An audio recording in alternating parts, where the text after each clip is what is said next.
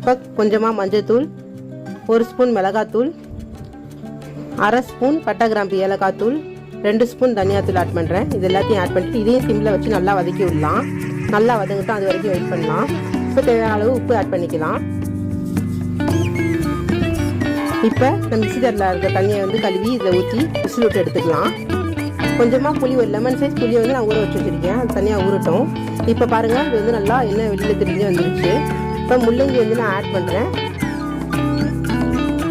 இப்போ முள்ளங்கி ஆட் பண்ணியாச்சு. ஆட் பண்ணதுக்கப்புறம் கொஞ்சமாக உப்பு ஆட் பண்ணிக்கலாம், அதுக்கு தேவையான அளவு. இப்போ அந்த கிரேவி நல்லா கொதிச்சிருக்கு, அதை ஆட் பண்ணிக்கலாம். ஆட் பண்ணிட்டு இதுலேயே நம்ம நல்லா வேக விடலாம். இந்த மாதிரி நீங்கள் வெண்டைக்காக்கு செய்யலாம், முருங்கைக்காக்கு செய்யலாம். எல்லாத்துக்குமே இந்த மாதிரி செஞ்சால் சூப்பராக இருக்கும். கண்டிப்பாக நீங்கள் ட்ரை பண்ணி பாருங்கள். இப்போ இதுலேயே நல்லா வேகட்டும் கொஞ்ச நேரம். இப்போ புளி ஆட் பண்ணிக்கலாம்.